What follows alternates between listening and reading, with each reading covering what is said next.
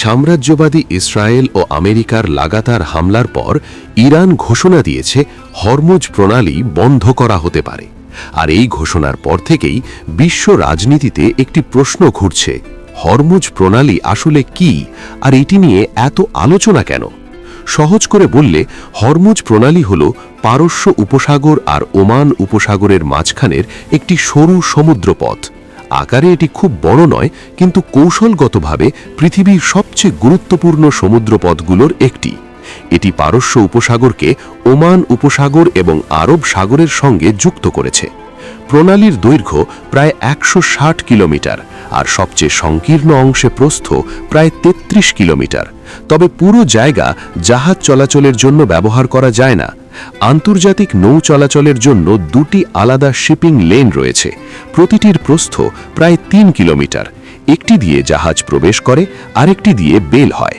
মাঝখানে থাকে একটি নিরাপত্তা বাফার জোন। উত্তরে ইরান আর দক্ষিণে ওমান ও সংযুক্ত আরব আমিরাতের উপকূল থাকার কারণে এই সরু পথটি কৌশলগতভাবে অত্যন্ত গুরুত্বপূর্ণ হয়ে উঠেছে, কারণ বিশ্বের বিপুল পরিমাণ তেল ও গ্যাস এই ছোট করিডরের ওপর নির্ভরশীল। তাই স্বাভাবিকভাবেই প্রশ্ন ওঠে, যদি এই পথ বন্ধ হয়ে যায় তাহলে কি হবে? ধরুন মাত্র ১০ দিনের জন্য যদি হরমুজ অচল হয়ে যায়, তাহলে বাস্তব ঘাটতি তৈরি হওয়ার আগেই আন্তর্জাতিক বাজারে আতঙ্ক ছড়িয়ে পড়বে। তেলের দাম বাড়বে, পরিবহন ব্যয় বাড়বে, বিদ্যুৎ উৎপাদনের খরচ বাড়বে, শিল্প উৎপাদনের ব্যয় বাড়বে, আর এর ঢেউ গিয়ে লাগবে আমদানি নির্ভর দেশগুলোর অর্থনীতিতে। কিন্তু এটি কি শুধু তেলের প্রশ্ন? মোটেও না। উপসাগরীয় অনেক দেশ খাদ্য আমদানি নির্ভর।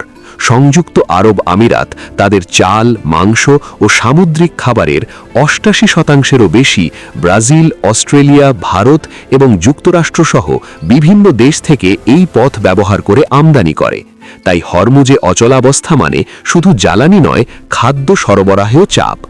এখানেই আরেকটি গুরুত্বপূর্ণ প্রশ্ন আসে, কে সবচেয়ে বেশি নির্ভরশীল এই পথের ওপর? সৌদি আরব, কুয়েত, কাতার এবং সংযুক্ত আরব আমিরাত তাদের জ্বালানি রপ্তানির বড় অংশ এই পথ দিয়ে পাঠায়। আবার চীন, ভারত এবং জাপানের মতো বড় অর্থনীতিও এই তেলের বড় ক্রেতা। অর্থাৎ এই পথ কার্যত বিশ্ব জ্বালানি ব্যবস্থার কেন্দ্রবিন্দু। কিন্তু এই অঞ্চলের আরেকটি বাস্তবতা আছে যা খুব কম আলোচনা হয়। এই অর্থনীতি দাঁড়িয়ে আছে বিপুল অভিবাসী শ্রমশক্তির ওপর।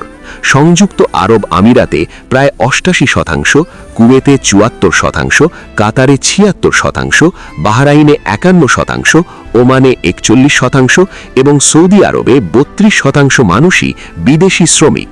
তারাই বন্দর চালায়, তেল ও গ্যাস স্থাপনা সচল রাখে, নির্মাণ কাজ ধরে রাখে এবং শহরের অবকাঠামো গড়ে তোলে। আরব শাসক শ্রেণী একদিকে অভিবাসী শ্রমিকদের শ্রমশক্তিকে শোষণ করছে, আবার তাদের কাজের পরিবেশ, মজুরি ও অধিকার নিয়ে আন্তর্জাতিক পর্যায়ে সমালোচনা রয়েছে। বিশেষ করে স্পন্সরশিপ বা কাফালা ব্যবস্থার কারণে শ্রমিকদের ওপর নিয়ন্ত্রণের অভিযোগ বহুবার উঠেছে। তাই শেষ প্রশ্নটা থেকে যায়, হরমুজ প্রণালী নিয়ে এত উত্তেজনার আসল কারণ কি?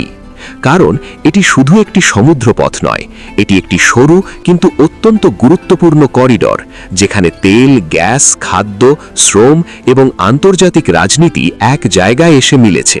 আর সেই কারণেই এই পথ নিয়ে একটি ঘোষণাই বিশ্ব অর্থনীতিকে অস্থির করে তোলার ক্ষমতা রাখে। আজকে এটুকুই। সামনে আন্তর্জাতিক রাজনীতির কোন বিষয়ে জনযুগ আলোচনা করুক আপনারা চান, তা কমেন্টে লিখুন।